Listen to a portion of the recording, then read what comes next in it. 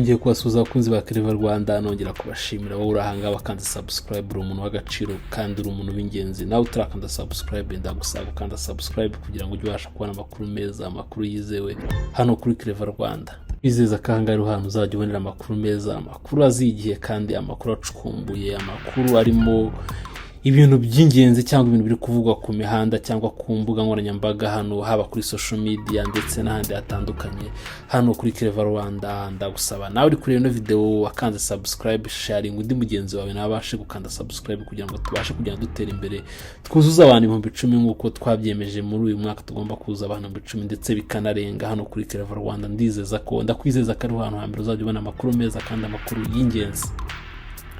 Ku mbuga nkoranyambaga hakomeje kugenda havugwa ibintu byinshi bitandukanye, ariko reka duhere ku nkuru ya Bamporiki Edouard wabaye umunyamabanga wa leta muri Minisiteri y'Urubyiruko n'Iterambere ry'Ubuhanzi. Yagaragaje ko igitekerezo cya Bruce Melody ndetse na The Ben cyo guhura mu bitaramo bizenguruka intara enye zigize u Rwanda ari ikimenyetso cyo gufatanya cyangwa cy'ubumwe n'ubufatanye, ari inkingi y'iterambere mu myidagaduro.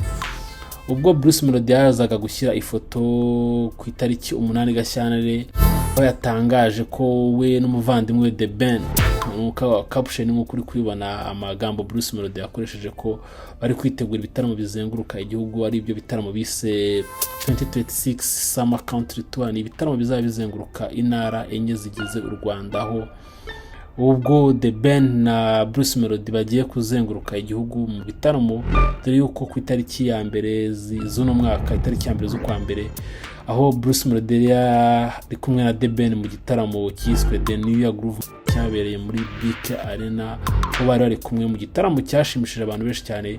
Na Bruce Melody akaba agiye gutegura igitaramo kizenguruka cyangwa ibitaramo bizenguruka u Rwanda. Ubwo Bruce Melody azafatanyije na team yitwa Bruce Melody azabishyigikiwemo na team yitwa 155 EM. Ni ibitaramo bizajya mu ntara enye nk'uko twabivuze hejuru, harimo uturere dutandukanye, harimo nk'akarere ka Rusizi, akarere ka Rubavu, akarere ka Musanze ndetse n'akandi karere kamwe kataramenyekana. Ubwo ngubwo urumva ni akarere kari mu burasirazuba. Uzindi nkuru z'imyidagaduro zikomeje kugenda zivugwa mu gihugu cyacu cy'u Rwanda, haba ku mbuga nkoranyambaga ndetse n'ahandi hatandukanye, hari amashusho yakomeje kugenda asakara nk'uko uri kubibona ku ifoto. Ni amashusho agaragaza Nizzo Kaboss wahoze mu itsinda rya Urban Boys ari kumwe n'uwitwa Queen Lingo uzwi muri sinema nyarwanda. Ku mbuga nkoranyambaga amashusho akomeze kugenda ari kuruza cyangwa yakomeje kugenda abantu bayibazaho se Queen wakundanye na Captain Regis yaba ari kuvugwa mu rukundo Nizzo. Ni ibintu abantu benshi batangiye kugenda cyangwa ni ibintu abantu bari kwibazaho, bibaza niba abombi bari mu rukundo, nubwo hari abahishe cyangwa afata nk'ikimenyetso cy'urukundo cyangwa bafitanye nk'ikimenyetso cy'urukundo, ariko nta kiragaragaza yuko Queen Lingo ari we uri gukundana cyangwa ari we wigaruye umutima wa Nizzo Kaboss. Nizzo Kaboss uvuka mu karere ka Huye ahazwi nk'Ingoma, abaga mu itsinda rya Urban Boys ryarigizwe Safi Nizzo hano bitaga Humble Jizzo. Yaba ari kuvugwa mu rukundo na Queen, dore yuko Nizzo Kaboss muri no misi na utamenya ibintu ahugiyemo cyangwa utamenya niba ari mu muziki cyangwa ari mu bindi bintu, ariko amafoto yakomeje kugenda agaragara ku mbuga nkoranyambaga nuko Nizzo Kaboss ashobora kuba ari mu rukundo cyangwa ari mu munyenga w'urukundo n'undi Queen mu minsi yashize ari mu rukundo cyangwa ari mu munyenga w'urukundo n'uwitwa Captain Regis. Mu nkuru zikomeje kugenda ziri kuroza hano ku mbuga nkoranyambaga cyangwa mu Rwanda, ibintu byinshi biri kwibazwaho ni ifoto yakomeje cyangwa akavideo kakomeje gucicikana aho Perezida wa Repubulika na Demokarasi ya Kongo Felix Tshisekedi Tshilombo akomeje kuvugisha benshi nyuma yo kugaragara yahuje umusaya cyangwa yahuje urugwiro n'umunyamakuru Hariyana. Ubwo Perezida wa Kongo yari muri Leta Zunze Ubumwe za Amerika, yaje guhamagarwa n'umunyamakuru nk'uko biri kubireba ku gafoto. N'umunyamakuru akaba yaje kumuhamagara bakagirana urugwiro cyangwa bakabanza kuganira, ahubwo basujanye bahuza imisaya, aho Perezida wa Kongo yaje kumufata ku kaboko bakaganira. Nyuma yo kuganira aza kwita muhaye televiziyo cyangwa baza kwita baganira live mu bintu byagaragaje nkaho uno mu perezida cyangwa uno munyamakuru ashobora kuba afitanye umubano wihariye na Perezida wa Kongo Felix Tshisekedi. indi nkuru yakomeje kugenda igarukaho hano mu bitangazamakuru haba mu Rwanda ndetse no ku isi ndetse no mu karere ni inkuru y'umusifuzi cyangwa umusifuzi w'umugore witwa Adeline, umusifuzi utwite cyangwa ufite inda nkuru, inda y'amezi igera mu mezi 5, aho yasifuye umukino w'igikombe, yasifuye umukino wo gushaka itike y'igikombe cy'isi cy'abangavu batangije imyaka 20. No musifuzi ubwo agaragaraga ari gusifura byagaragaraga yuko we nta kibazo bimutwaye cyangwa we nta kibazo afite, ariko none umusifuzi ufite inda yiwe ikaba ifite amezi agera muri 5. Ariko ino foto cyangwa nkuko muri kwibona yakomeje kugenda yibazwaho n'abantu benshi, umusifuzi kwite cyangwa wabashije gukora bino bintu ubwo yirukanaga, ariko we nta kibazo byabimutwaye dore ko umupira waje kuba ukarinda urangira. Nongere mwibutse utarakanda subscribe kugira ngo ujye ubasha kubona amakuru meza, amakuru yizewe hano kuri Clever Rwanda.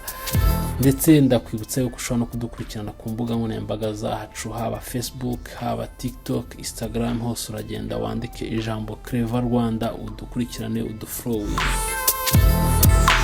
Andi mateka cyangwa ibindi bintu bikomeje kugenda byibazwaho n'umuhanzi w'icyamamare wo ku rwego mpuzamahanga bita Bad Bunny, yanditse amateka avuguruye mu gitaramo cya halftime show cya Super Bowl cyabereye kuri Raven Stadium i Santa Clara aho muri California, aho yagaragaje umuco wa petroli ariko ndetse gaho uno muhanzi w'icyamamare bita Bad Bunny yaje gukora gitaramo cyiza cyangwa igitaramo cy'amateka, aho nyuma y'uko cyaje kurangira yaje kugirana amagambo cyangwa yaje guterana amagambo n'ubita Perezida wa Amerika Donald Trump, aho yaje kuvuga yuko n'umuhanzi Bad Bunny yarimbaga ibintu byumvikane cyangwa ibintu yavugaga nta muntu ugeze ubyumva, ariko aho yaje gukora stage akataraboneka stage yarimo wagira ngo ni mu mirima cyangwa wagira ngo ni mu biki, ariko abantu bakaba babashije kubikunda cyane, aho yari afite stage nziza cyane nk'uko uri kugenda ubibona ku mafoto, uri kugenda ubona ahangaha kuri screen yawe cyangwa kuri telefone yawe. Izindi nkuru zikomeje kugenda zivugwa hano ku mbuga nkoranyambaga nuko ubushinjacyaha bw'u Rwanda bwavuze kuri dosiye ya Peskid watorokeye muri Leta Zunze Ubumwe za Amerika. Umushinjacyaha mukuru Habyarimana Angelique yatangaje ko nyuma yo kumenya yuko Ishimwe Dieudonné uzwi nka Peskid ari muri Leta Zunze Ubumwe za Amerika, u Rwanda rwashyizeho impapuro zo kumuta muri yombi, ndetse ruri gukorana n'igihugu kugira ngo aryozwe cyangwa aryozwe ibyaha yakozwe. Peskid wamamaye ubwo yateguraga irushanwa rya Miss Rwanda, aho yaje gushinjwa ibyaha birimo kuba yarafataga abakobwa ku ngufu ndetse n'ibindi bitandukanye. Yaje kuburana akatirwa igihano kigera ku myaka 5, ariko nyuma mbere yaho yaje gutorokera muri Leta Zunze Ubumwe za Amerika. Ubu ngubu akaba ariho yafashwe, ubu ngubu akaba ari hari aho ubushinjacyaha bw'u Rwanda buri guteganya kumwohereza cyangwa ko yagezwa i Kigali.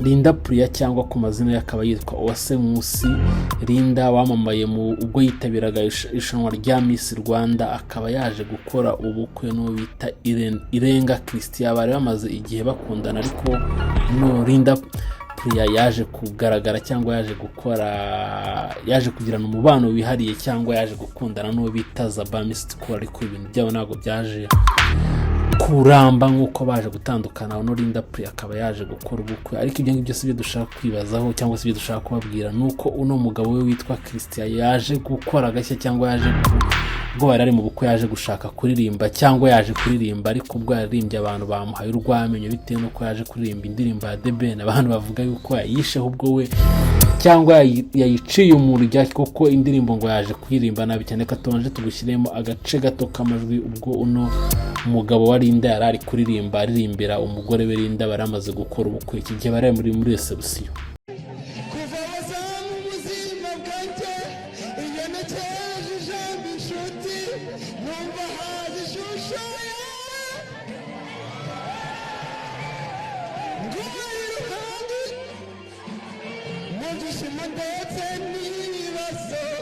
Now you should Jesus as I'm for